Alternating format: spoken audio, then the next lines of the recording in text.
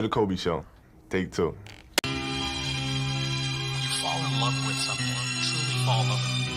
You don't really have a choice. It chooses you, right. And then you sort of become, indebted to that. So it's interesting to see it come out as a love letter, because no one probably would assume that would be the way you would express it. Sure. Well, no, I mean, it's that's the trick, isn't it? It's finding what you love to do. Yeah, my time limited, the path lay before me. Never be another like me, I'm the only. The present is a gift, every day is a trophy. Keep on building every day like you Kobe. My time limited, the path lay before me. Never be another like me, I'm the only. The present is a gift, every day is a trophy. Keep on building every day like you Kobe. Hey yo, this is for the lonely stones rejected by the building, who passed the border shack before he broke the glass ceiling. The masses call it tragic, I know it's a bad feeling. Seems we need a mass healing. Hard as the creator, stand and wave your hands high and say Assalamu alaikum, and watch the scales tip like leaving dollars for the waiters. Listen to the legend of the clock that's in my nature. A breath I take as heaven shakes. August 23rd, 1978, celebrate. Last degree of Leo, sun maximum, my ego won battles I never even swung. Name me Kobe, like the beef in Japan. Samurai, black mamba, hope to reach what I can. Father was a player, I don't mean the ladies, man. Basketball and master scoring, Jupiter ascending. I begin upon a path that's forward, changing the plans. Way before the fans would call them ball within my hands. I'm sorry, jelly bean, but I ain't sweet. Felt the scene, Goliath sleeps. Giant amongst men, sat in the 3 degrees. Started hooping age 3. The pattern was in my jeans. Shooting all day to see if I could become great. Pumping fake, leave them on the ground like a stomach ache. 13, I'm back in Philly, odd and different, not a distant monster on the court. Beef on marble was a thought. I raised a team that gave me honors in the sport. Leo second, money, power, had it since young. Mercury and Leo, I would brag with my tongue. Past they said I'd rather shoot Saturn in the sun. I held the ball, excelled the wall, had average play a stun. Why? I kept practicing where half of them were done. I was just warming up, they dropping and get fatigued. Pisces in the knife, skip collars and hit the league.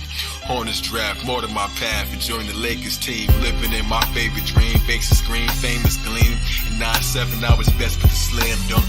Shooting guard, don't you see how many my hands sunk? Married in 01, Venus, Pluto, Libra, see my parents, they won't come. I'm mad and they so stunned. All-star MVP 02 was the year. They ain't feeling me in Philly, still I move with the sphere. Mars, Pluto in the 4th, Venus 2 it appears. Homes of love-hate relationship, they booth and they cheer. From 99 to 02, watch who I 3-peat. Scoring so high, like I'm watching a cheat sheet. 03 was my first child, I'm seeing the world smile. My best ball handle will come with a sex scandal. Mars, Pluto is grab what you desire. Apologize, I'm handling the fire, but the burn is deep. My name means beef, reputation turned to burger meat, but I don't know the word defeat. Practice while the world was asleep. Do you remember 06? I dropped 81. After leading the league, there's no way I'm done. 08 to 2010, I stuck to my zone. Got focused, clutched the other 2 infinity stones. I ascend to the throne, I would injure my bones. Achilles heel, torn in the 8th of the shown. When Aquarius is present, round your ankle is blown. That's Cancer in the 1st, but the moon to the 10th. I'm still standing when it hurts, trying Saturn, mind fasten the advantages of Earth. I led the Lakers in points, but it caused me pain. I walk with sprains, aches in my joints. Youngest with 30,000, I can score with the best. 2016, I'm sure I should rest. I live to compete, I'm older now, my mind is more swift than my feet. Dead basketball, the love that you've given is deep. My heart can take the pound and my mind can handle the grind, but my body knows it's time. Put my jersey in the rafters, my spirit's everlasting. Come and sample the shine, like the serpent in the ladder. Mama Kundalini in the verse and closed the chapter, couldn't handle the grind. But I'm a different animal in the same beast. From LA to Italy to Philly, I played east to west for the love of it. Still I remain chief. 41 years past, still it remains brief. Staying in the chopper like the bullets that made grief. Or Schwarzenegger, 3 more daughters later. Mama seated, now I'm sure to take you up with me in water vapor. Now my breath's hard to catch like a yellow cab. Final destination left, hell from the helipad. Foggy elevation, grab my baby, never left your dad. serving out but have peace like I never had. Turn your tears into work and move mountains with it. Time's limited is how you spend it. And in the end, look how high we ascended and still held you tight. KOBE, kiss our babies every day and night. I just hope you get the point before your clock runs out. Before I go, stop and shout, love is love, Mamba out, Mamba out.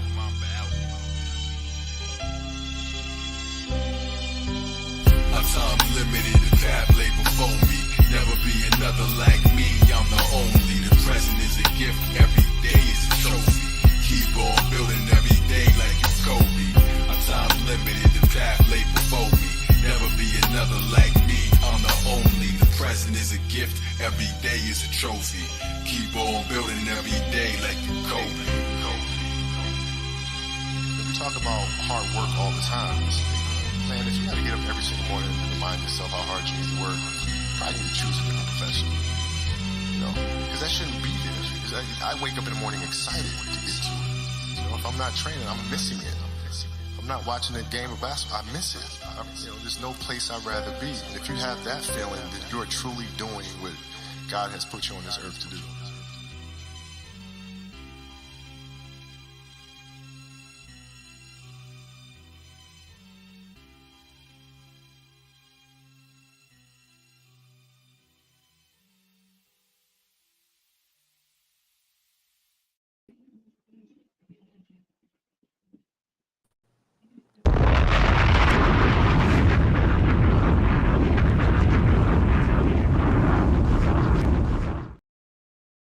Yeah, that was peace.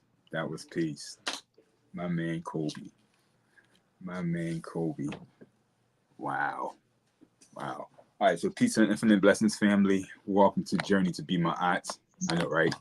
Yeah, right. Welcome to Journey to Be Ma'at, where you come and get your weekly dose of personal growth from an Pan-African perspective. I am Farugh Ma'at, one of the many dynamic hosts of this program. And you are? Hi. Sorry, I was just trying to get my charger and stuff. Hi, I'm Nefertiti Waters, the daughter of Farugh Ma'at. Okay. And you are? A guest today. All right, I accept that. I take that.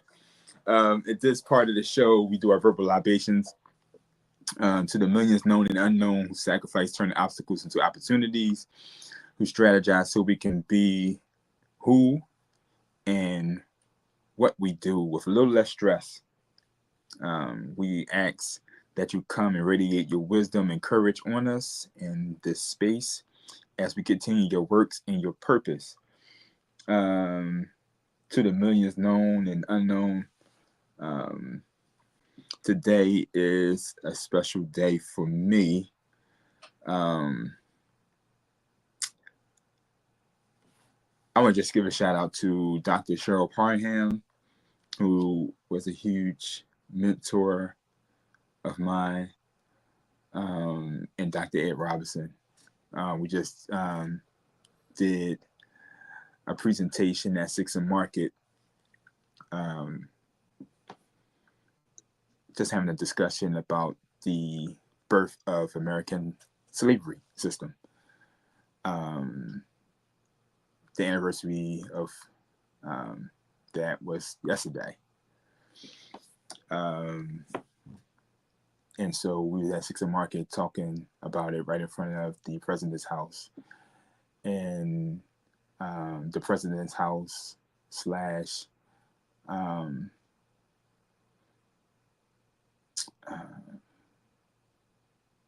just going to say the president's house.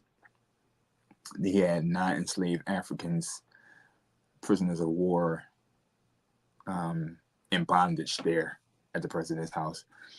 And we went through a 5-year struggle to get them acknowledged and to get them to avenge them, right? And so we achieved that. And every year we go there just to shine light on our 9 enslaved Africans that was there. And so yeah, and that process would not have happened if it wasn't for Dr. Ed Robinson and his research, and Dr. Cheryl Parham with their research and this, but they led the push for the information to get out. And so I want to give a shout out to those individuals, the two individuals in particular today. Knowledge Born, you have anyone in particular?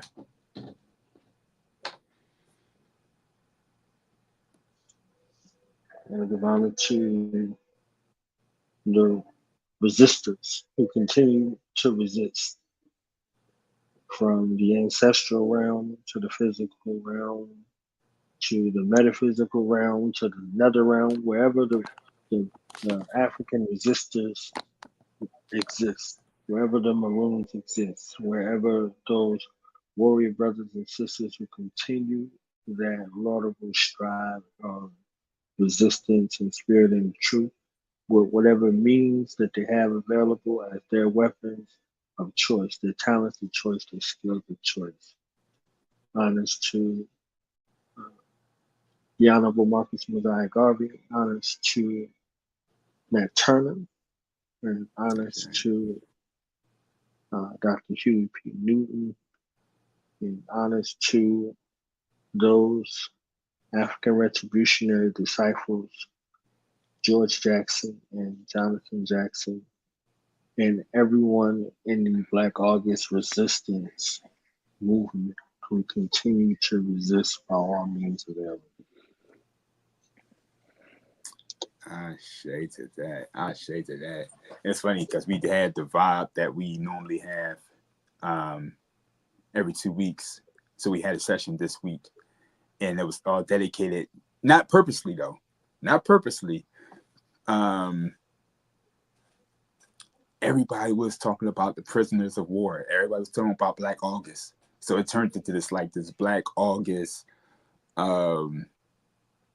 music fest. It was so dope. It was so dope. Every poem was about Black liberation, African liberation. A shout out to Jonathan Jackson, and it just went on and on and on. So it was such a beautiful.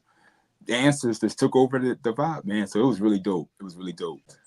So it was a perfect way to, as we come into the close of Black August, it was just a beautiful way to just really roll out. So that was really dope. Neff? I personally would like to say Nat Turner, because he was he was one of many, but also a very influential revolutionary and during the slavery times. He was definitely somebody to somebody not to be messed with, and he made it very clear. He made his message very clear. And God bless anyone who standed in his way. So so yeah. Yeah, Nat Turner was one of my favorite stories. As I was coming into consciousness, I was like, what? You mean tell me somebody actually did it? That's fucking dope. I was like, wow, man, that's awesome. So yeah, that was one of my favorite stories, because you don't hear enough stories about the ones who actually took the battle to them. You know what I mean? And so at least in my early stages, I didn't hear those stories. When I heard his story, it was phenomenal. It was inspiring. Made my soul happy. So yeah, shout out, long live Nat Turner. Long live Nat Turner. So we're gonna get right to the show. We have a limited time with our guest today, but a very special day. The topic of discussion is unity in the community, and we're going to talk about the legacy of Through the Knowledge Radio. So you want to start out by, let's just get to it.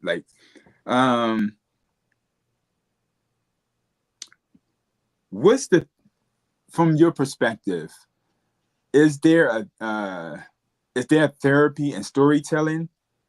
Is that why you went into the field that you went into, or like what's the story behind Do the Knowledge Radio?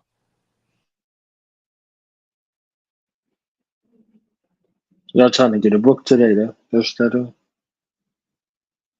I gave y'all 5 books today. Y'all trying to get it. Y'all trying to get a book in this little. Look at that. Nephews of her niece powers. You see it? It's like, just give me a little sense. All right. Okay. Now this is for you. My mother and my father, my grandmother and my grandfather gave me a mission. Gave me a mission. They gave me several, but they gave me a mission in particular that I didn't really understand the scope of until I started walking this path. And this path in particular, I'm talking about the formulation of Do Knowledge Radio. I grew up with books. My mother and father understood that if I was reading a book, the world was safe. The world was safe. If I was somewhere in my room reading books, the world was safe. The moment the books went down or I was no longer reading the book, the world was in danger. So they figured out early that a punishment is sending me to my room to be in my room. Once I figured out there was books there and I started reading all of the books, it was like, oh, let's give them more books. So books became a passport into the imagination and stories of all types. So not just fictional stories. I didn't have a love for fictional stories coming up. I was reading all of the books that the grown folks are reading, nowadays with the conscious wave. Like, well, I read the autobiography of Malcolm X and it changed my life when I was an old man or whatever. You just fill in the blanks in regards to the books. I was reading those books at 6, 7 years old. I was reading my eldest brother and eldest sister's books. There's an age gap, 5 to 8 years in between us. So I was reading their books. I was reading my sister's books in college and anything I could get my hands on.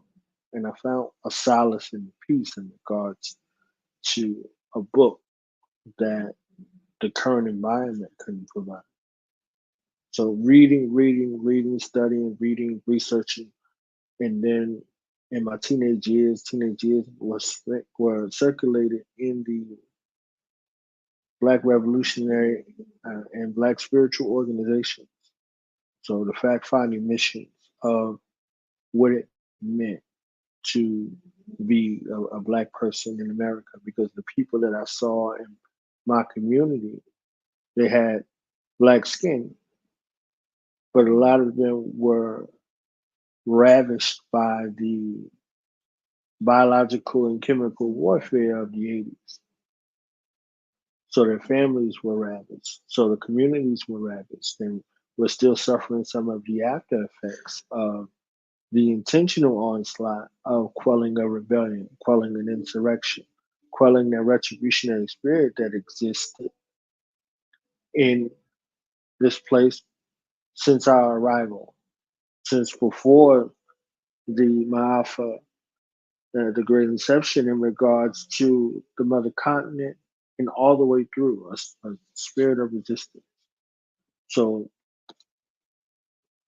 I found that with reading and studying and going through the Black encyclopedias and the encyclopedia and copying the dictionary, all of those things, right? I found a topical space that the books provided. Yet in the organizational space, it provided a true context of the physical, emotional, psychological, and psycho-spiritual space in regards to what are people actually suffering from. So in order to reverse that, you have to know where the dis-ease of the key system of African consciousness lies. So you can have a headache, right? You take an aspirin, the headache goes away because The aspirin's job is to suppress or mask the symptoms. You're not getting to root cause analysis. When you get into these structures and these organizations, you see the insight. So the books did, then the organizations did, and then it sent me back to the books. So the books laid a foundation, the organization provided how these things were being applied or the lack thereof. And then it sent me back to the books to understand, okay, the people who lived, these were their lessons. So I lived a bunch of lives in one life. And the overarching and underarching theme of that life was storytelling. So my time in war, my time in the street, my time at home, all of these things had a resonance in the space. And going to community events, going to festivals, all of these things, one of the things that was always present were two things. And these two things became mandates in regards to how the story of Do Not Video was going to be told. In regards to what the brand recognition would be if you use an entrepreneurial term. You have a story that's unique to you. So I invite you to tell your story, right? If Neff is listening and Neff does something great in the midst of her listening to your story, Farugh, she can type in the chat. It used to be you could call in. She'd be like, hey, this is Neff, and I'm the best hair braider in Philly. So if you need your hair braided, holla at me. You understand? And people will be like, oh, hey, who was that person that called in that was talking about they doing hair? I'm in West Philadelphia. Oh, I'm in South Philly. Da-da-da-da-da. Oh, it's like, yo, I was listening to this guy, Farugh, and he was talking about healing, and I called in, and next thing you know, I got 10 clients because I was listening to Farugh. So I was listening to Farough's story about healing. Now I'm healing people's crown because of it. And these were the takeaways from the festivals. So for the festivals, the events, the speakers, the lectures, all of those things, it was an opportunity for people to come and present what they do. If you taught martial arts, whatever the case may be, whatever it was, you had an opportunity to pitch your skills and talents to the audience. So the audience is like, oh, I need to do this. So the physical things that I saw were the things that I carried into and created two opportunities for these stories to be told. So you're there maybe to hear whoever the guest is going to be, but you're not excluded from the participation from that level. So the first segment of the show, initially when we started August 29th, 2015, was just call in. Just call, hey, what you got going on? What you got, what you got, what you got, what you got, what you got, what you got, what you got. And then the second half would be what the particular research question was or topic. So episode 1, for instance, was what is consciousness, the research question. So different people called in and gave their perspective on the topic, blah, blah, blah. It was a beautiful discussion. But before that, people were calling in, and I'm like, hey, what you got, what you got, what you got? Oh, this, on with this organization. I do this plumbing, I do this work, I do this, blah, blah, blah. Oh, where are you? Where can people find you? All of those things, right? So the listening audience, many of them were converted to guests who came off of interviews and people who wanted to start their own series. They started their own series from being guests. I mean, from being in the listening audience. You see what I'm saying? So, like Neff, you see what I'm saying? Neff was in the listening audience, like, that's my dad. I love him. Da, da, da, da. I'm like, Neff, bring yourself here. The people want to see you. Like, they want to see me. Yeah, they want to see you now. Oh, they want to hear you. Oh, she's so articulate. Oh, oh my God, where Neffy at? Neffy. You see, that's how it goes. It goes just like that. So that was the goal, and that's still the goal. The goal is you don't have to defame yourself, degrade yourself, disrespect yourself. You can actually come somewhere where someone wants to hear what you have to say, that loves you, and will promote that and will promote you. So the willingness to be able to take everything that I learned through organization, through trial, through error, through tribulation, through experience, and through philosophy,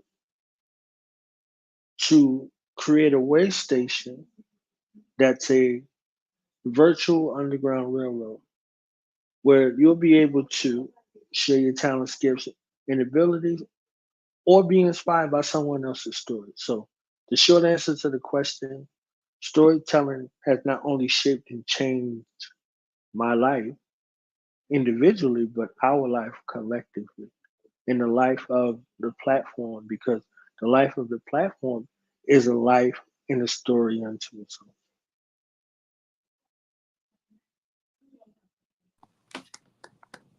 Well said.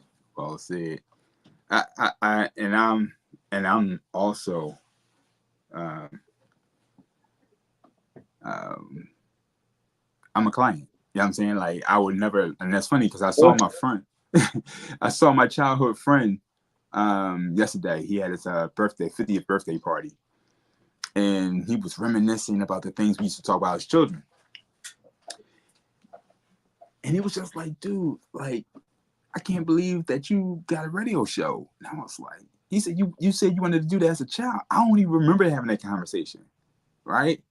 I don't even remember having a conversation until he brought it up yesterday. And I was like, damn, that's crazy.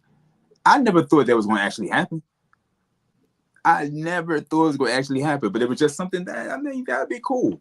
So to be in this space, to provide the platform that you provided, and for me to be here is amazing. It's absolutely amazing. And like I said, I don't even remember that conversation, but I still vaguely remember it. But to be here, and I want to publicly just thank you for the opportunity, for myself and for my group and for my children. Like it went from just me being on with Kamua and others, and to now I got my show, and then my babies are on, and it's I always say when you first started, it's like you find the diamonds in the rough. You give them an opportunity to come on, and I just really want to publicly thank you for that, bro. It's been an amazing ride thus far. So, and speaking on that, what is the actual, like, what is your goals? Like, what the legacy you want to leave behind? What is the legacy you want to leave behind? Like, what's the legacy you want to establish, I should say?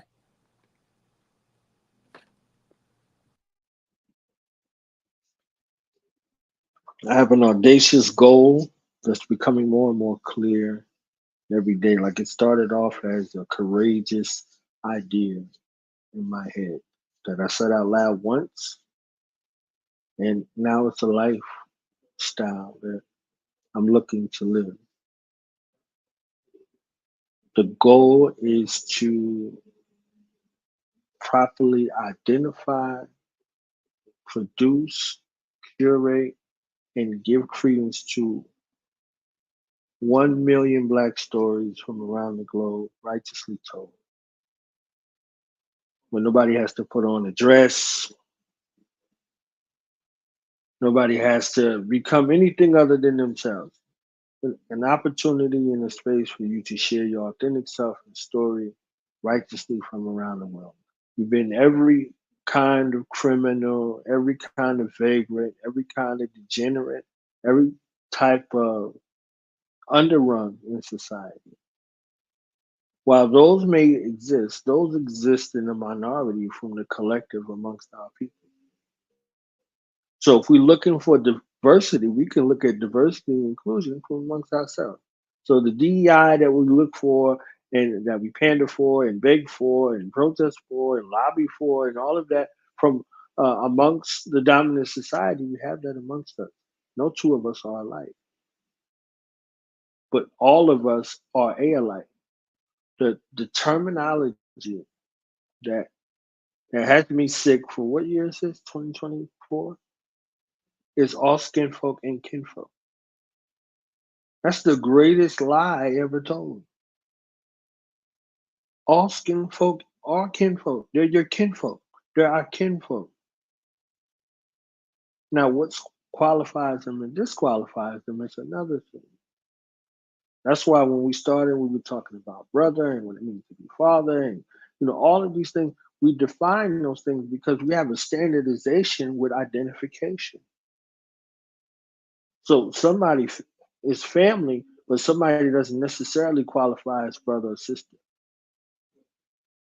They're family, right? So the skin folk, the people that are you, not the ones that are cosplaying you, the ones who actually are you, they're you. I am because we are. It's an adage that we live. So the skin folk and kinfolk stuff that they be pushing around, and we just start, adapting it. We start adapting to these delusions, and we don't see the detrimental effects of it. All skin folk are kinfolk. They're your kinfolk. Now, how do you deal with your kinfolk? How do you deal with your drunk uncle? Okay. How do you deal with uh, your family member that get high, the one that steal? You set up parameters, okay? You set up parameters where you keep the one who steal away from the stuff that's valuable to you. You understand what I'm saying? You don't let them stay too long, but they're still your family members. And you strive your best to help in their reformation. You don't discard them and say, unless they do something egregious. And when we do something egregious, there's some intervention that has to happen that's aside from what we're doing because we ain't dealing with none of that extra stuff. But aside from that, the skin folk are your kinfolk. And if you don't call their names when they depart, that means they did something where they're not worthy of being remembered. They're to be forgotten. We don't bring up their names. We don't say their names in any kind of way, whether it's respectful or disrespectful. We don't speak of them. They never existed. So now your conduct, your character, the way that you lived, and the way that you treated people while you were here in the physical world has a ramification on how you are honored when you're no longer here or the lack thereof. So this was something that's commingled and tied with the legacy. Your daughter's here with you, your children, your family, your friends, the people that love you are here, they're watching you, right? My family's doing the same thing. They watch, they listen, they take notes, they learn, they try their best to mimic me. My son, he has me down perfect. I'm telling you, come on here, I could just leave off and he'd be right there. So the greatest gift I could ever receive is that the ones that I love and the ones that love me continue on doing the things in the way that they're intended to do. So it was very important for me with you when you say, hey, my daughter's is coming on. I'm like, hey, fam, somebody from the fam has to stay on. Pretty please and thank you. You have to see one of the Faroughs, okay? You got to see one of the Ma'at family on here, every Ma'at day. We got to see another reflection because there are people that Neff is reaching, that Anonymous is reaching that we'll never see, we'll never know. Just the fact that they see them, just the fact that they hear them, there are generations in between. It's not just your age group. It's not just your sphere of influence. It's your elevated space and how you present yourself and the ability to keep it real and keep it vulnerable, keep it open and keep it honest that people attract to you that you may not ever even meet. But they see you, they're here. They're here for you. They're here for you and they're here with you. And that's just physical. Now, what about the spiritual people? You just alluded to you were in a space where this is Black August. This is a month of resistance. It's a month of resistance dedicated to those who are further behind enemy lines. So, because you created a space for them, they came to you. Now, all of a sudden, everything that happened is like, oh, like we rehearsed this, like we said that this was the theme. No, this is the thing. And because you live this cultural theme, these things come out regardless. Next thing you know, the whole trajectory of the room is there. You say, hey, the ancestors took over the space. Yes, it's their space. You invited them in, they're gonna show up, man. I'm like, yeah, all right. So let's get this the spirit of revolution and resistance popping. So a legacy that I want to leave behind is the legacy of continuing to build, to say that there were people that were before me, there were my ancestors who came before me, and that I was a righteous ambassador to my bloodline, a righteous ambassador to my bloodline. And from that, the world reaps the benefit of the residuals of the work that was done in my sum total, and then the next generation, my children and their children to the seventh and 10th generation. Because if we don't clean up the mess in our time, when we come back through that bloodline, we inherit it from our neglect. We inherit from our neglect. So if we neglect and we have a preoccupation with dealing in the civilization or the uncivilization, we come back and inherit that. You see what I'm saying? Whatever you sow, you're going to reap. So a part of that legacy and to tie it into storytelling is to create an environment that continues to perpetuate a righteous example of Black life that combats any and all ills that exist within the Black family dynamic. So, Black men, Black women, Black children, a cohesive space where we can return to one another after we eradicate those from amongst us that are unwilling or unable to be reformed. Black power, black power. That's what we're talking about. That's it. Time check, Neff. 7:51. You want to ask him a question? Um. Pretty please now, pretty please. So what do you? So what would you like people's biggest takeaway? What would you like people's biggest takeaway to be from all the stuff that you do, from the storytelling to the podcast to anything that you do per se?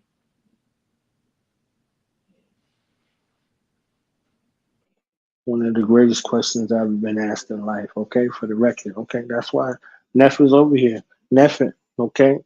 Neff be chefing with her questions, all right?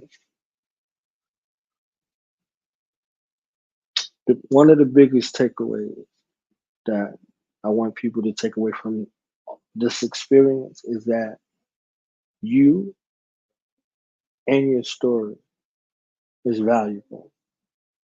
The world is in need of the story that you have in your heart and in your mind. Wherever and however that story is expressed to the world is in need of it. Through your talents, through your gifts, through your research, through your findings, through whatever realm that you were sent here for in regards to your purpose, on purpose, to be purposeful, the world is in need of it. So if you sing it, if you dance it, if you rap it, if you write it, if you paint it, if you build it physically, if you build it emotionally, if you build it spiritually, whatever offering you have for the planet, the world is in need of it. And because you are here, the charge and the old is for you to leave something behind for someone after you of like mind, heart, spirit, and capability to continue to build on. So your story is important. Your story is important. Your story is why you're here. Your birth story is important. Your naming story is important. Everything that's associated with you. If you don't know those things from when you're young, why your name was chosen, what was your birth story like, but all of those things, you are often ill-equipped to deal in the world. You go in the world seeking external validation with no internal. So you find yourself at the helm and the behest of those who suffer from crisis of identity to give you an identity, to give you an identity in crisis, to bring the crisis to your identity. So they don't know who they are, they don't love who they are, they don't know where they come from. And all of the projections that they see of themselves are counterintuitive. So now they fight. So when they see you, they want to project those things onto you. They're not having a good day, so they don't want you to have a good day. So all of these spaces become important with you having an actualization of how important you are. Out of the millions of sperm, you collided with that egg.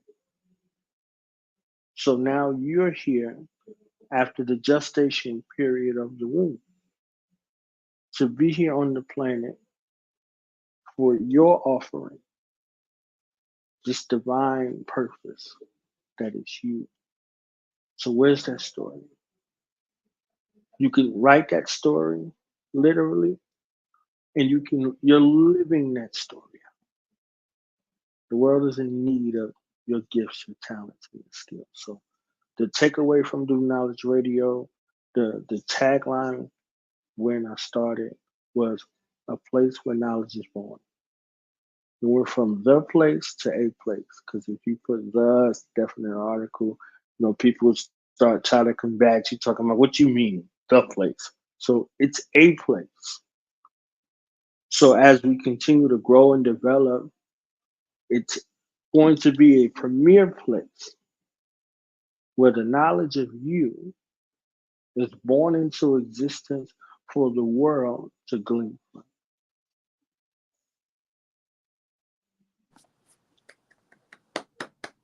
Good question, Neff. Good question. Good question. All right. So my question is, what, in your opinion, what is the responsibility of Black media? Well, that sounds like a trick question. No, I want to know. I want Is to that know one from of your them black perspective. jobs? Is that one of them black jobs? Black media? Is that I don't know. a black job? I'm with that. I don't I'm know. with that. I don't pay attention to this rhetoric. I'll be wondering, folks be like, where's the black jobs? One of the goals and objectives of black media should be to. I like the fact that you say it should, right? It should be. I'm not speaking for everybody because the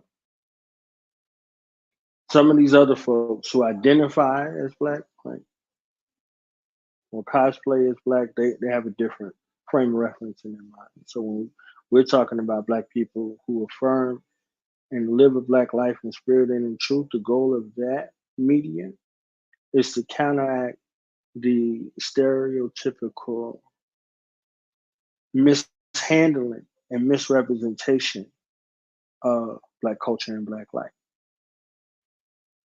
So the artful means of displaying the fine artistry that's associated with black life should be one of the goals of black media.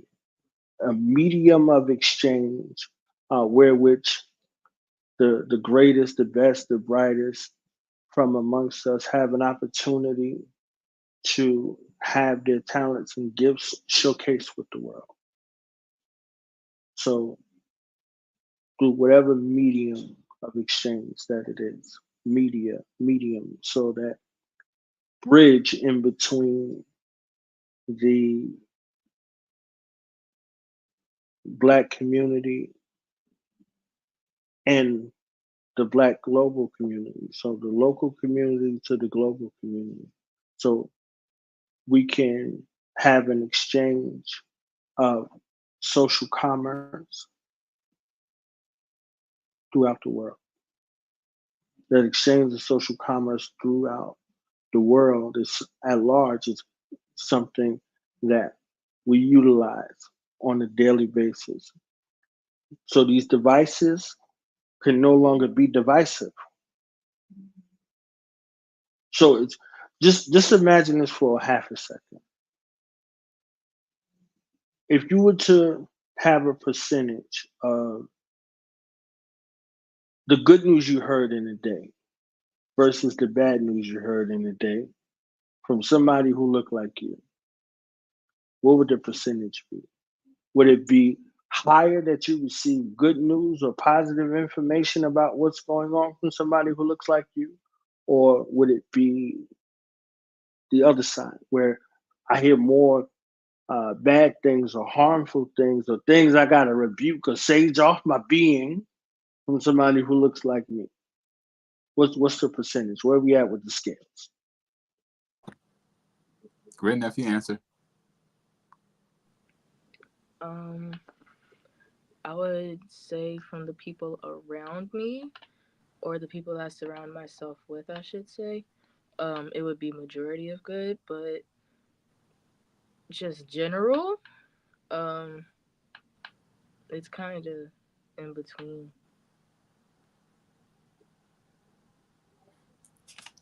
Now I would say for me, because I control my media, and it's the beautiful thing about the internet. It's like you can really, you can control that source of food. I mean, because it's all food. Like the food you consume, the things that you listen to is food. The clothes that you put on, and all that's food, right? And so with the internet, I'm able to control. I would say 90% of what I consume, and so I would say majority of my stuff is positive.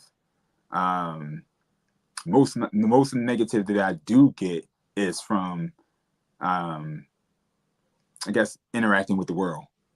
But as long as I'm in my space, it's 90% positive. That part, like, Yeah. that'd be like a general, just like a general population. It'd be kind of like in between because it's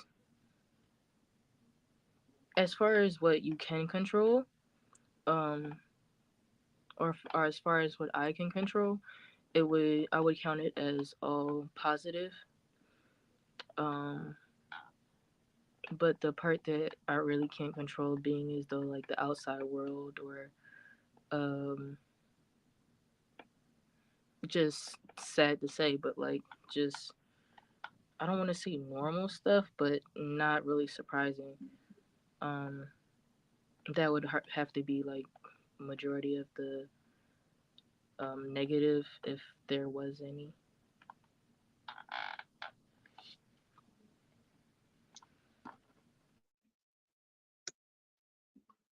So the goal of media, black media in that instance, would be to find out what you like, to find out what is interesting to you, and present that to you. So we could, social media is a great realm of experimentation. So just like you said, you can control what you see by engaging what you see. So if you saw something like an ad or something like that that popped up, you'd be like, get this up out of here. So as to your life, right? So as to your life. So if you have things that are displeasing or people that are displeasing to you in your life, you can eliminate them. KRS once said, if I can't change the people around me, I'll change the people around me. So that proper propaganda campaign is something that is utilized to change nations around the world. The improper propaganda campaign is something that is utilized to change the nations around the world. So we decide how they change. Do they change for the good, or do they change for its own destruction? So what the people of your nation are consuming is either for their betterment or for their detriment. So the goal of Black media should be to produce content that is for our betterment and not for our detriment. Should be. Boosh. You got to do the bomb. You got to do the bomb. That was a bomb. All right, so I know you sure you got a couple other interviews lined up. Why is it important to have a safe space, a dedicated space for unapologetically African voices?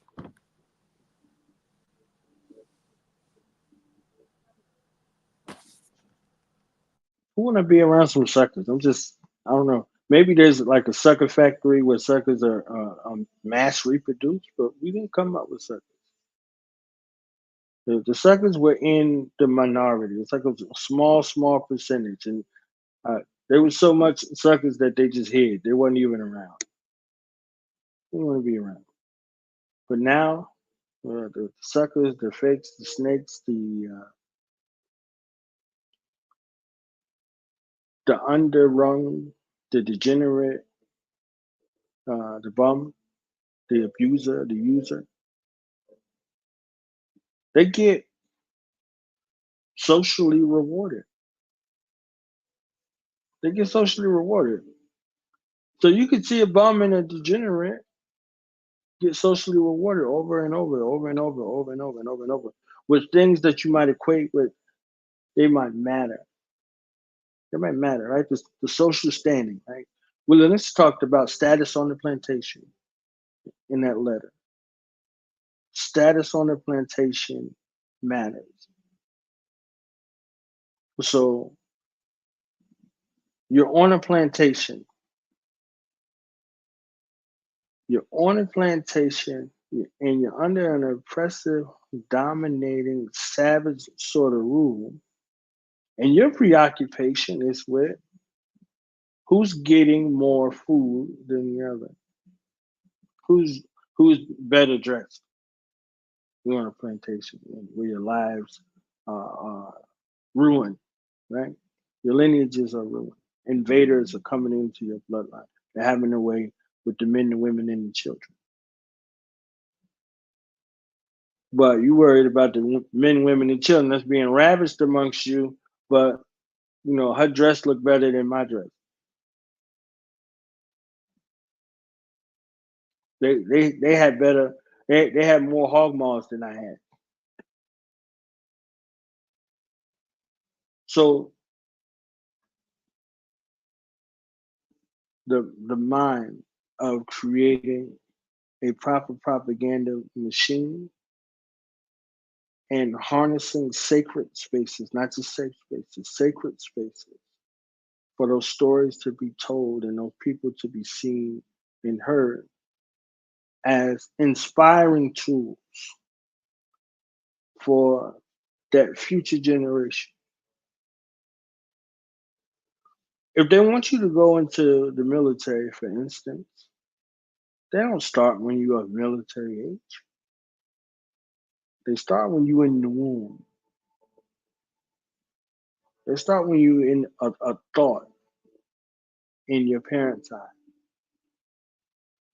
So if they want to equip their fighting forces, they socialize you in a military fashion. They make it seem palatable. They make it fair seeming. They have these army clothes and these military soldiers and trucks and tanks and all of those things. So you socialize, they're there. They're there. So you go to the dollar store and you can find a bag full of them, right? They're there. So you're like, oh, this is cheap, it's whatever, it doesn't matter. You're not monitoring what your children are playing with. You say, oh, they're quiet? All right. And then they start screaming and yelling, and I'm General such and such, and all of that, right? These are things that are in their mind. They're attacking their unconscious, their subconscious mind. They're there on time release. So now they know the improper propaganda campaign to use. So anything that's regarding military, soldier, whatever it is, they're there. It's on the television show. It's ad space. So they're showing you these recruiting commercials. They're showing you these movies. You're like, oh, I want to be Rambo, or I want to be Schwarzenegger, whatever the place is. You got young African minds looking at our enemies and cheering for against themselves. So one of these little whites could just go to a town by themselves and have a pistol, and they never reload, and they could take out a whole bunch of African people. And we'd be like, yeah. So if you don't have sacred spaces, safe spaces where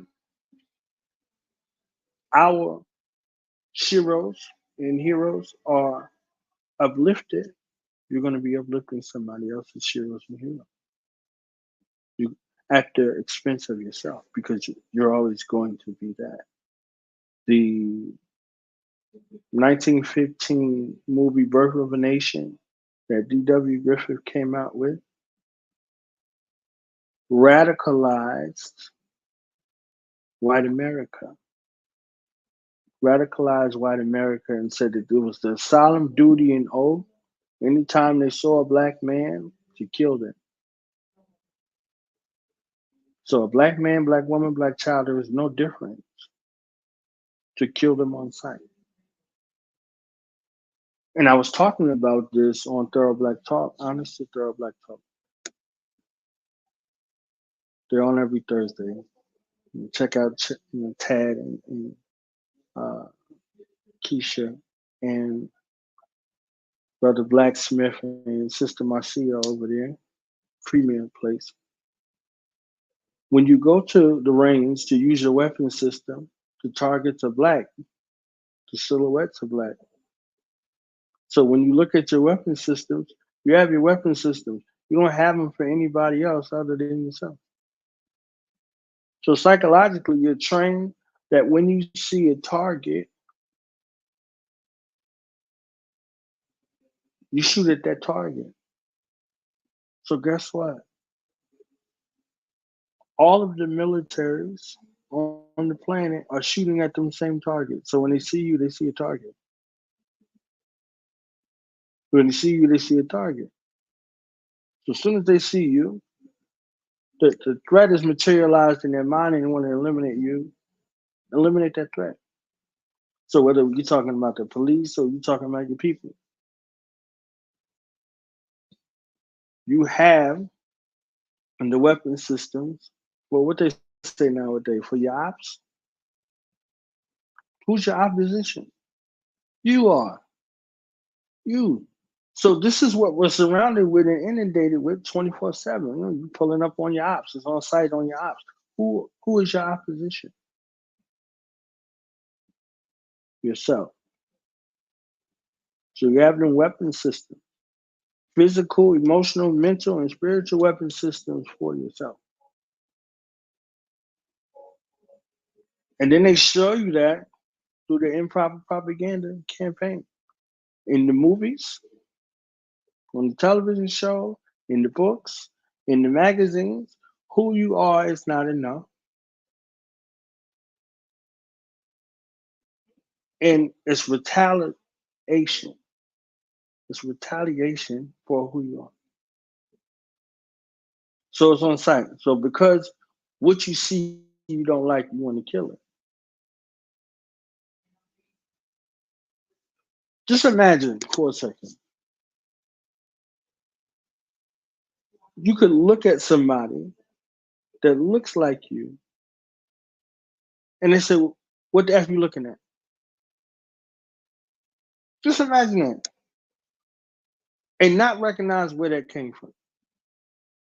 And not recognize that somebody who looks like you might be in their house abusing them, physically, emotionally, verbally, whatever the case may be, berating them. So when they see you, they're talking about a thing about them that they hate about themselves, which is themselves. So they'll fight you, they'll berate you, they'll tease you, and they'll kill you, not realizing that they're killing themselves because they're looking to try to quench that thirst of hate that they have within themselves based on the environment that they're in, and not seeing those spaces where they have anything to be proud of. And if you did see it, what happened? Those people were killed. So you got a choice now. So it's like, all right, the ones who are unapologetic and bold and stood up, what happened to them? They got killed, or they got betrayed, or they locked up forever. And the next time you see them, they were young, they were vibrant, they were strong. And next time you see them, they're feeble and they're weak and they're broken. So when I saw that Black Panther movie, for instance, just to give an example, when I saw the character M'Baku, I said, oh, this is interesting right here. All that man looked like the Honorable Marcus Mosiah Garvey. Oh, he mighty. Jabari tribe, oh, mighty, strong, powerful. I said, ooh, this is interesting.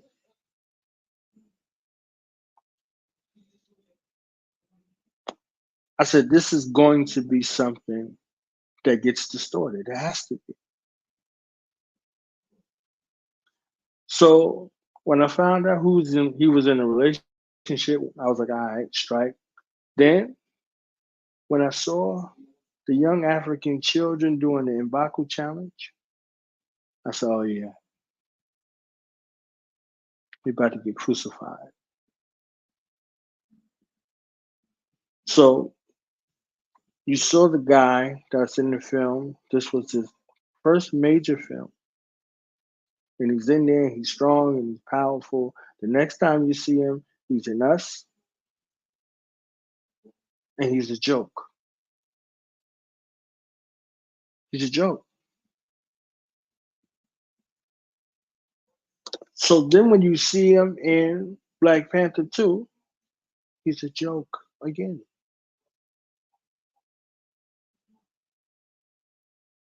So your hero and your shiro that they show you on the screen, if they're in charge of their imagery, they can distort it at any time. So they don't have to physically kill you to kill you. They can plant the seed and just watch it deteriorate. So how we see each other is important. So even the ones who look unapologetic, they're not, right? You gotta be something. So that unapologetic space, another thing that Black Panther did was the unapologetic space that exists here amongst Black people here on this continent, our relationship with Mother Africa, our relationship with the Caribbean, our relationship with any of that, the takeaway from our enemies on the screen is that we have no connection to one another. And if we do, it's volatile. And the only relationships that we'll have with one another is what this place decides it's going to be. So the young revolutionary, he was seen as unstable. He was seen as wicked. He had too much hatred in his heart. After they killed his father, and he had to find his body, that meant absolutely nothing to those people, right? And they didn't have a responsibility outside of cloaking their capabilities from the world. That's it. They were loyal to that. So they didn't come to Black people in the diaspora with their technology. Where did they go to? The United States government. and the UN and told them who they were. And what did they give Black people in America? A community center.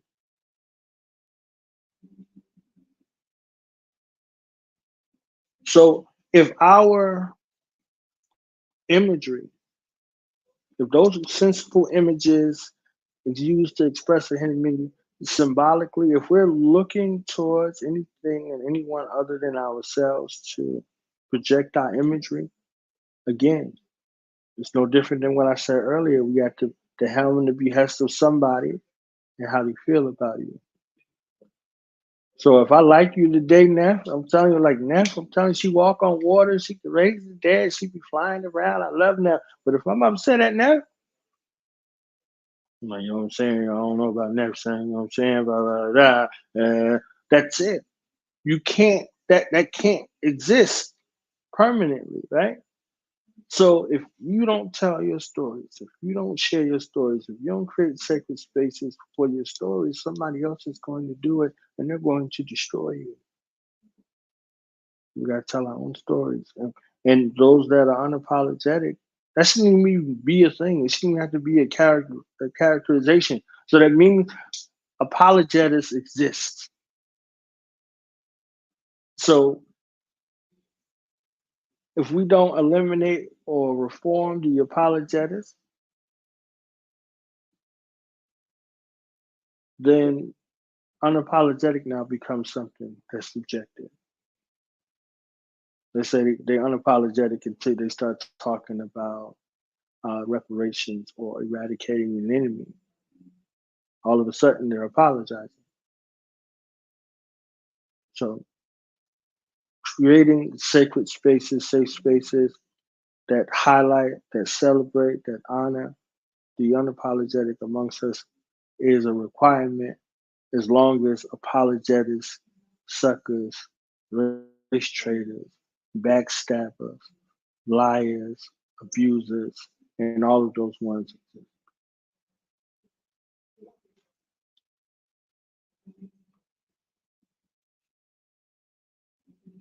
Love it, love it, love it, love it, love it, love it, love it. You got any questions, nephew? What time check?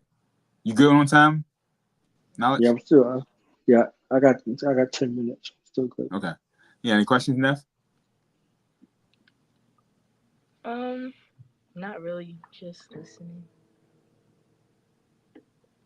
So how you enjoying the history? Ilk, nephew. Ilk. Yeah, it's been a long day for me. I'm sorry. Yeah. No, it's all good. It's all good. Yeah, I'm looking at you. I'm like, I was going to ask you, you all right? You looking kind of tired there. All right, so it's been a long day. The transition into the new job and stuff it's been a lot. So yeah. All right, so you said 10 minutes. What final thoughts you want to leave for today? Well, I got a goal, as I said, to properly share 1 million Black stories with the world. I got 3,400 worth of deposit in the bank in regards to stories and counting. I don't know the exact number. I'll know by Thursday. But as of right now, I'll just say over 3,400. So we're promoting the books and we're promoting the t-shirts. So let me share the t-shirt really quick.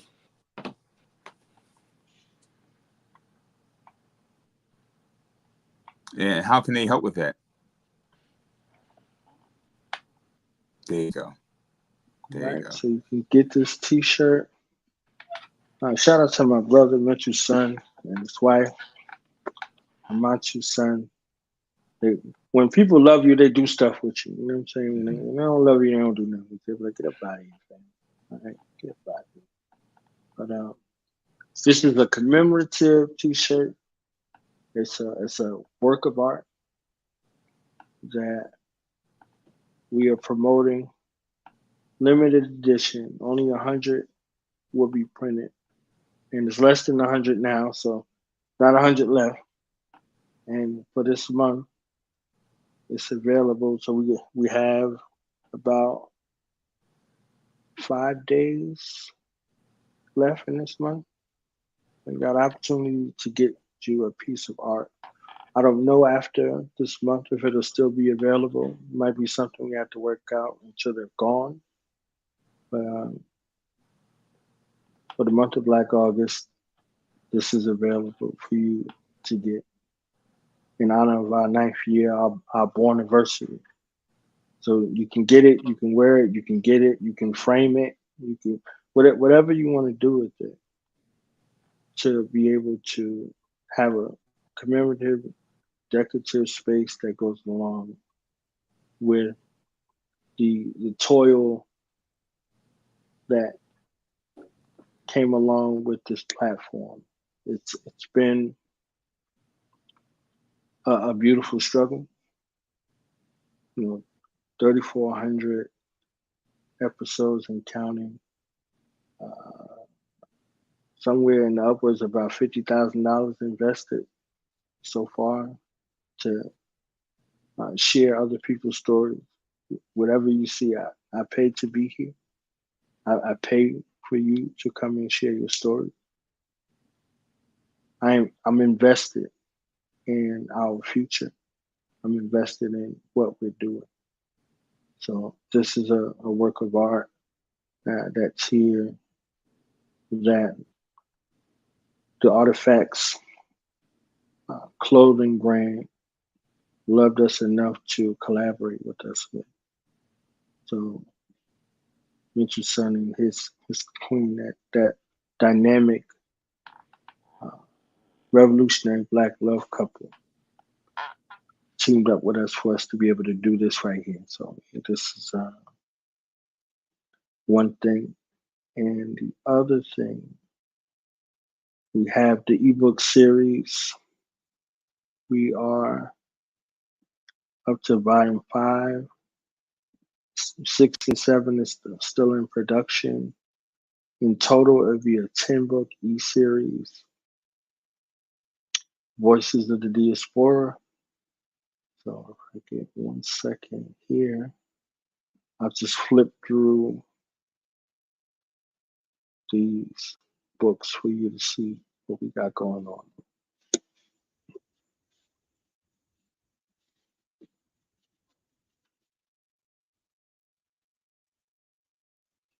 The Dark Age, Africa was So thriving. this is volume 1. It was the gold capital, Mansa Musa. This is volume 1, Voices of the Diaspora, talking about entrepreneurship, the stories of Black entrepreneurs.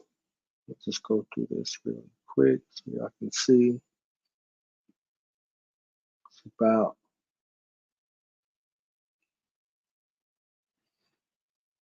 19 pages. And at the end, we got the call to action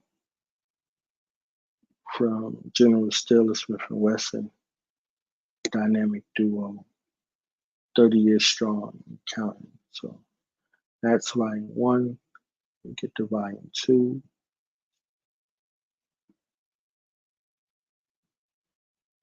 And again, these are short reads. This is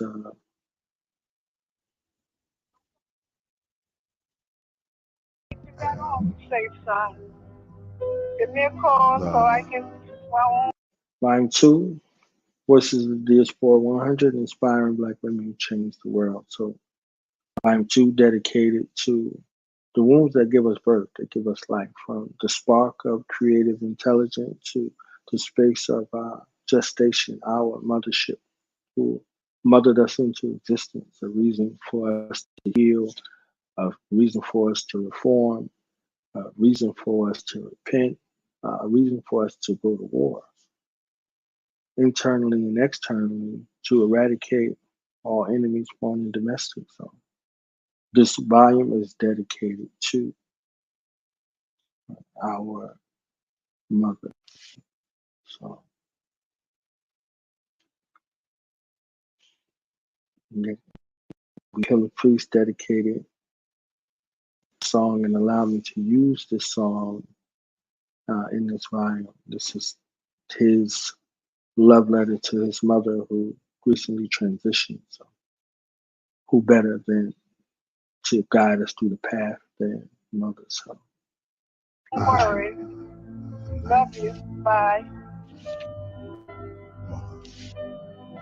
I woke up out of a good night's sleep and slipped right into a daydream that may seem like a lifetime. Then the night grew on to this light shine upon my face as I awake to daydreaming to chase demons. Wait.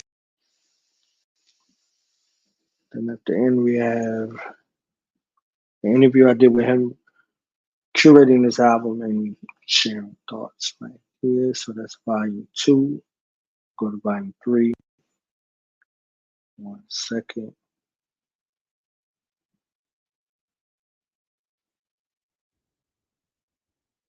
Yeah.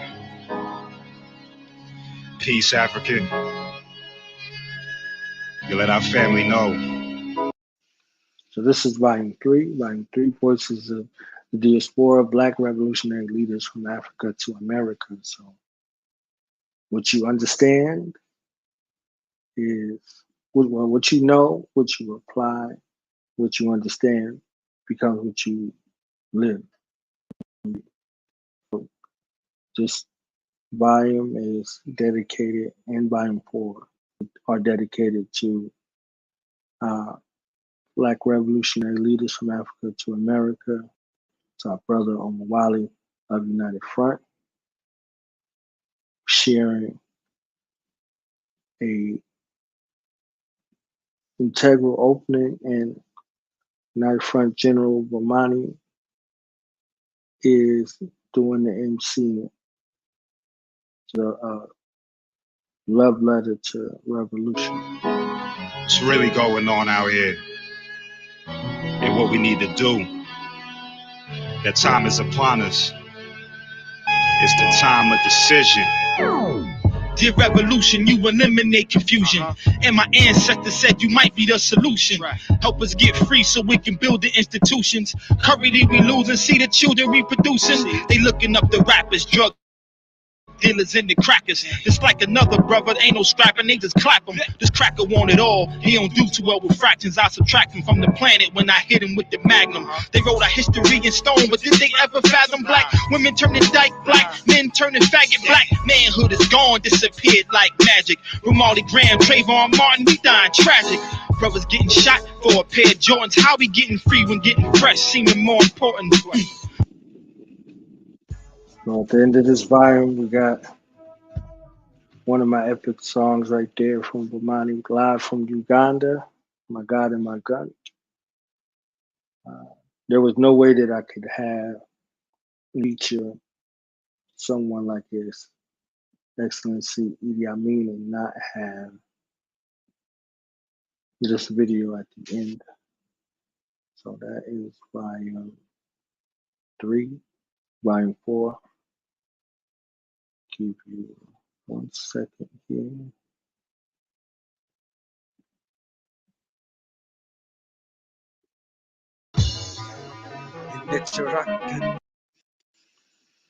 So this is volume 4.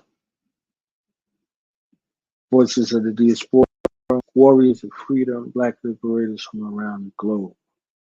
And then we have the Nsupa T of Hanisu, Manisu Ampanu, with a collaboration in honor of Harold Behudet and the greatest of all time, Tahir RBG, and the song Power Up, right here.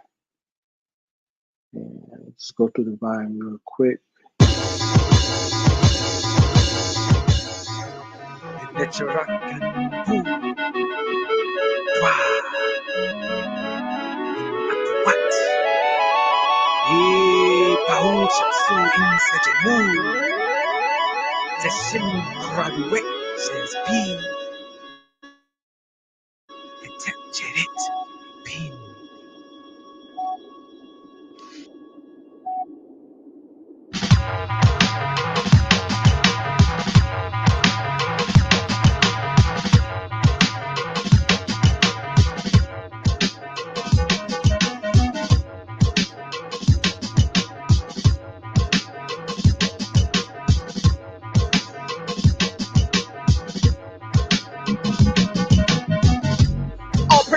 I got everything I need.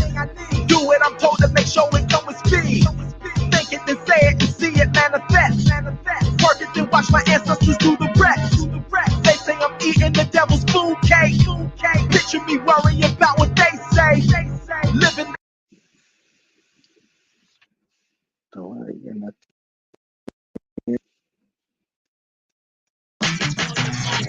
You don't know this song, I don't know what you think. He called for the unity and the redemption of the African world. Salute them honorable Marcus We were not ready to listen then. They might not have been ready then. There's wonder whether we are ready. Ain't no doubt about it. To listen. We ready, baby. Now. Let's go. Yeah. Flag fly high. Flag fly high. Flag fly high. Black fists in the sky, waving side to side. So that's volume 4, and I'll show you volume 5. You can get all 5 volumes this month for $36 via Cash App $ Knowledge Born Allah. So let's go to volume 5.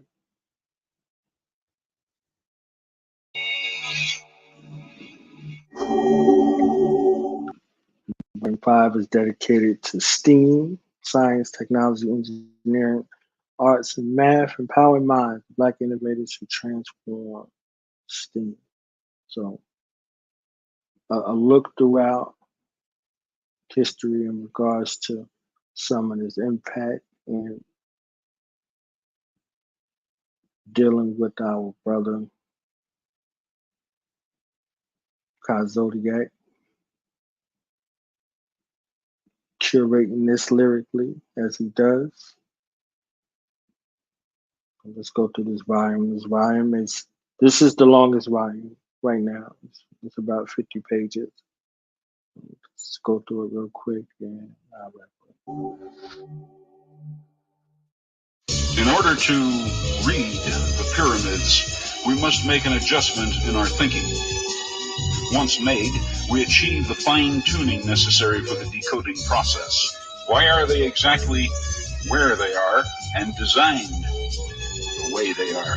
Ask these questions and answers begin to flow. Before word was born, the light and sunshine gave birth to the circle, and rays became lines that divided each hour, and days became time.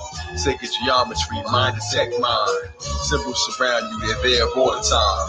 Yo, wise blind leading the blind, take nothing on face value. Spin it, cause what's behind is a message that's subliminal. Read between the signs. They say a symbol speaks 1,000 words, my thoughts speak 1,000,000 symbols. Brilliant mental to code the instrumental. That's where I got the lyrics, my flow is so influential. I chose to be exposed the unknown to its potential. The mind comprehends everything that it sees, but it's all the same symbols that vary in their degrees. 1,000 leagues under the images that you see, from the unseen thoughts in the abyss of a dream that keeps repeating different ways in an infinite stream with rhythm between, flowing like a mystic ravine. The gleam of light becomes sound, sound becomes physical, material, the symbol blow a kiss to my queens. I'm the ghost in the machine, the myth and the theme, patterns and shapes formed in the magic of space by the motions of the planets floating, flowing with grace and dance beautifully. The music you see and everything vibrates as the heavens sing. The voices of the angels hum a tune around Saturn was holding my wedding ring. A sound with no meanings like a Scorpio that never stings. See me style on the rocks, on Easter Island, love a song and they can watch. One in Stonehenge, one in Machu Picchu, the Giza, number coordinates, and simple math that's in advance, you never thought of it. Hey, you doubted your sight, I count up precise. While I stop along the road to smell the flower of life, still tipsy off the fountain of Christ. At the end the video, it's a big print. So what are we taking in from how do we build?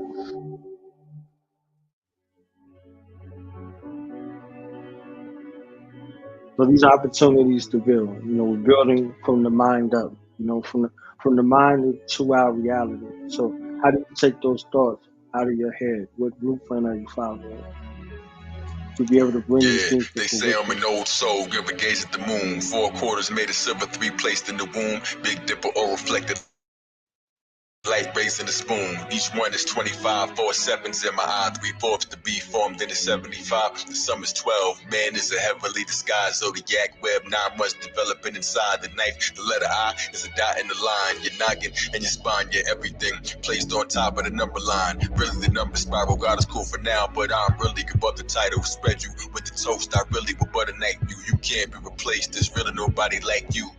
But you don't know your place in your.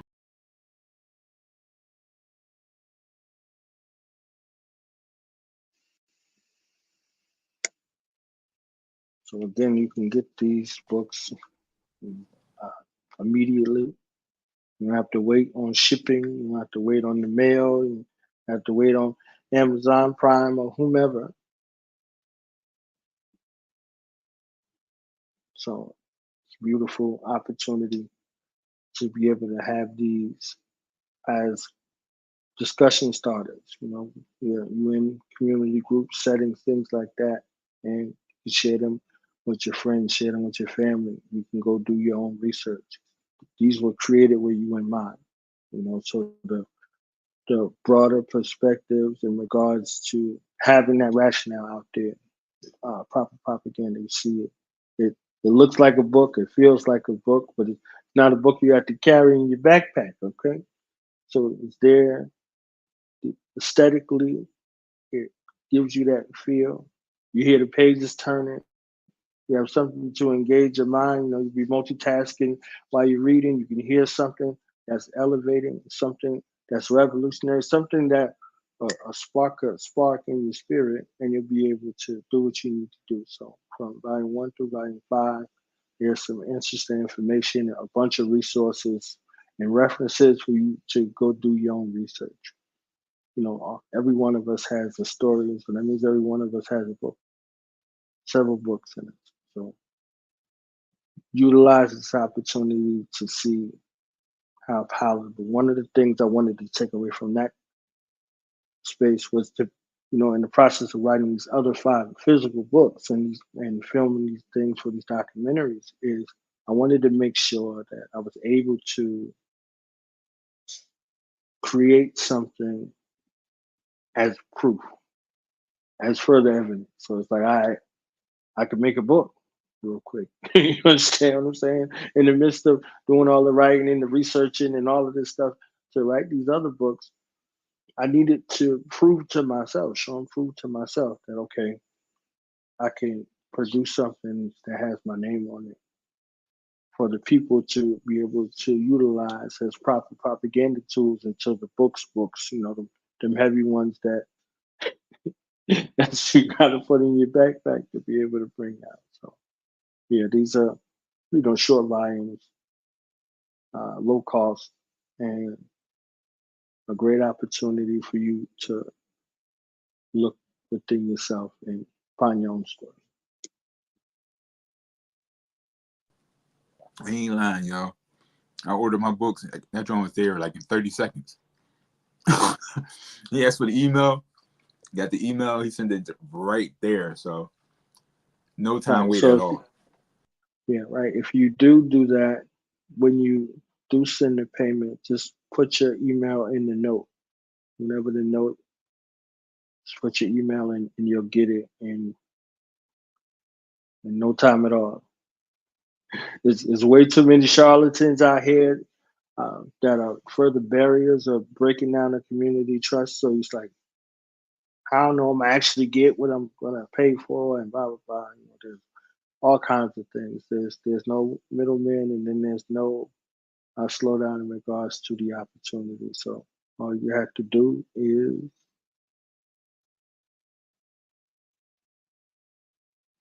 you see the ticker, Cash App, $, or PayPal. Either one works, and I'll be able to send it to you in no limit of time.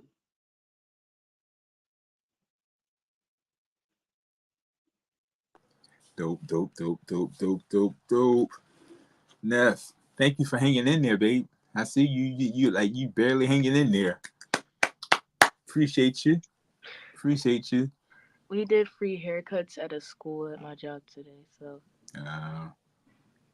It was a lot of kids. Yeah. Hey, you say free. You say free. They gonna be there. Yeah. Their parents gonna make them go there. Yeah, we went to the school and we did free haircuts while they handed out book bags with supplies and stuff like that. So it was cool. It was fun. That's dope. That's dope. Time check, mate. 8:40. Okay. All right. Well, now you hung out a little longer than I expected, so I appreciate you. Definitely. I mean, Neff said, "Where you going, punk?" And I was like, "I'm gonna be right here. I'm gonna be right here." So. Yo, how'd she say it again? She's like, "Where you going, punk?" I was like, "Be right here. Be right here." That's classic. All right, so I guess we're gonna wrap this up. If you have any knowledge, you have anything else you want to say? I love y'all in real life. Okay, I love y'all in your family dynasty. You know what I'm saying? So no cool like you and me. Us never part. Just tell her what you said. Tell her what you said. Like, yeah. Yeah, definitely will let her know. I know she out there working, right? Is she working? Yeah, she just got back. She washing the dishes right now, I'm guessing, because I hear a whole lot of clattering. I know I heard some movement going on out there somewhere. Long as she ain't dropping it. All good. Huh? Long as she ain't dropping them, right? It's all good. Yeah. The clattering ain't breaking them. No, you better not be. All right, Neff, you got anything you want to say, mate? Next show I will definitely have more energy. Well, you know, next show I will definitely have more energy, but yeah, just take as much as you can from this episode as far as sharing your stories, whether you feel like they should be shared or whether you feel as though that they shouldn't, or that they might be too much or they're not important or whatever the case may be, because they could help someone else whether you know it or not. So your stories are, as Knowledge said, your stories are important. Well said. Well said. Well said. Boosh. Boosh. Boosh. Boosh. Boosh. Boosh. Boosh.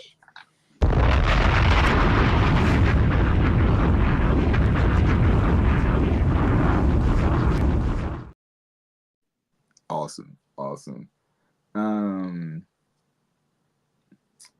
As a 50-year-old man, young man, I should say. Thank you. Huh? Thank you. Oh, okay. You're welcome. Ever since I was a kid, every time he said I'm old, I was like, no, you're not, and we used to get into debates about it. So get him straight, get him together. Yeah, okay? I guess he's just accepting now that. Yeah, you know, you see, I correct myself, right? You see, I correct myself. You know, I have been impacted by stories all my life. I just, you know, we take stuff for granted. Yeah. You know, we really truly take things for granted, and this opportunity here provides opportunity to just slow down and be present, and you know, kind of direct us into like reflecting on the stories that has been shared, not just by our family members, but just by the books that we read. The books we read are actually stories, right?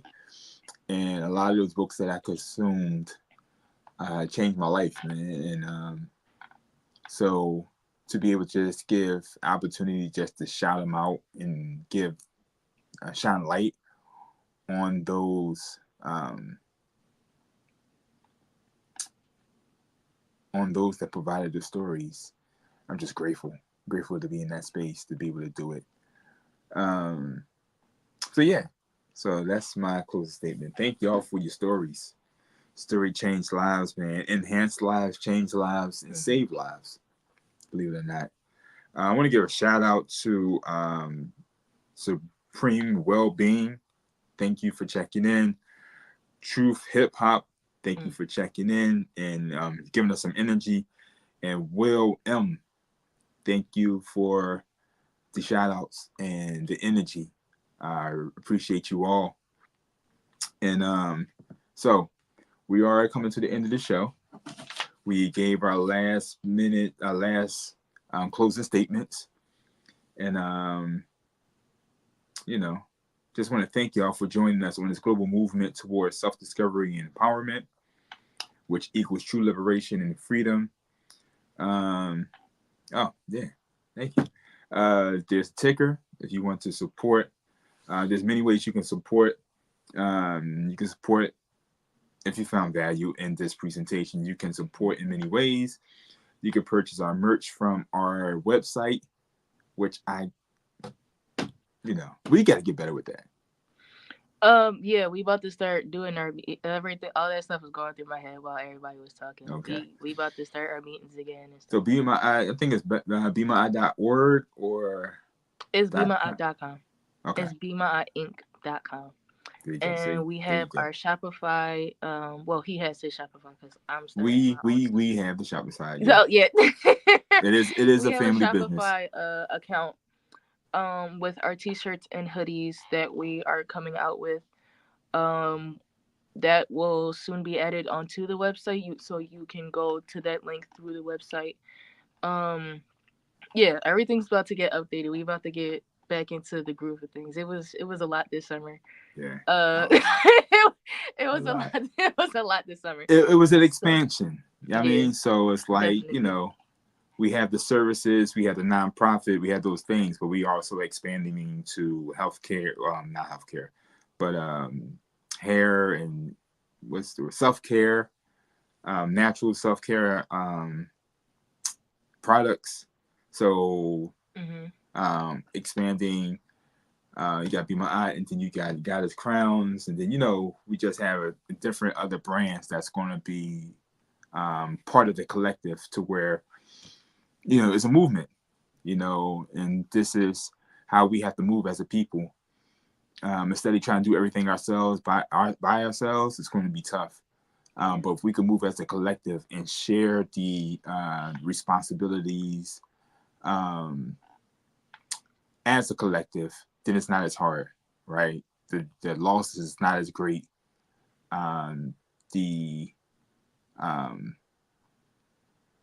Everything's just better. They say many hands make light work, and it's true. And so, the loss is very light when you're doing it together. And so that way you can take more risk. You can take more risk when you're doing it as a collective. So you can move. There'll be more opportunities, right? Because, like I said, the risk is not as great. And so we're doing a collaboration. I'm really excited about that, and so we're gonna be seeing some great things come out of it. You can hire us for events and workshops.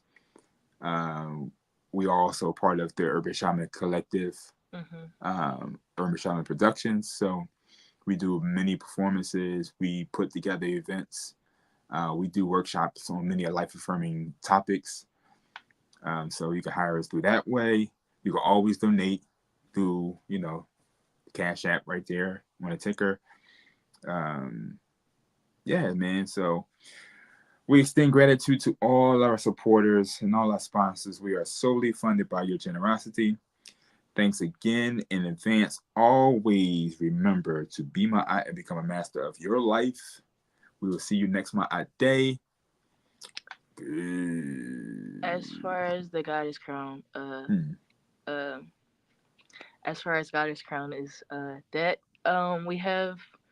I was looking to start braiding classes for young girls or young men too, if they want to come and learn how to braid or do locks or whatever the case may be. So that will be coming soon. We have new products coming soon. I do hair. I've just been trying to get back into the swing of things. So everything is definitely about to come back in full effect. So we'll keep y'all updated on that. But that's That's it. You see, I asked her, right? I said, any last words? And trying to do the proper closeout, and here she go with that. All so right, I promise that was it. We're going to try this again. Thanks again in advance. And always remember to be Ma'at and become a master of your life. We'll see you next Ma'at day. Peace.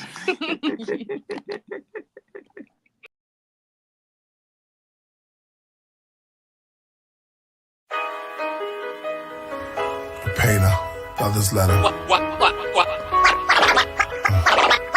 I should cut my ear off like Van Gogh. Stop performing at the Klan shows. Watch myself from the audience. Play piano with lit candles. I mean, I'll still perform, but the thrill is gone. I don't feel as strong, maybe cause the will is torn. I clutch in a ball cause I'm sick to my gut. Then I brushed off the dust, stood up like I was touched by healing palms. I picked up my shield and 3 rocks as I'm hearing psalms. Know ye not that ye are gods? And I've been blocked by bouncers, overlooked by the announcers. I'm in a stand with the fans, which told me many of my album was like a counselor. They said songs like Then From Now, got them from then to now. Even deja vu, they said the old man was you in a reoccurring nightmare where you kept coming back around. I took a picture with him. Then he showed me a picture of his daughter in a cap and gown. He said he put her through college because your words stood up for knowledge.